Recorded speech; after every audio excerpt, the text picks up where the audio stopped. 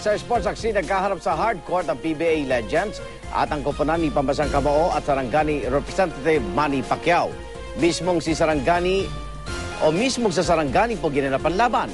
At kabilang sa koponan ng PBA legends sina Jojo Lastimosa, Johnny Abarrientos, Benji Paras, Jerry Cordillera at Alvin Patrimonio.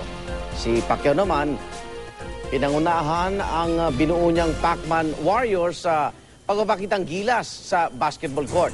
Wagi ang koponan ni Pacman sa score na 83-73. Bago naman magsimula ang laro, tinurnover muna ng PBA Legends ang tinawag nilang Court of Inspiration.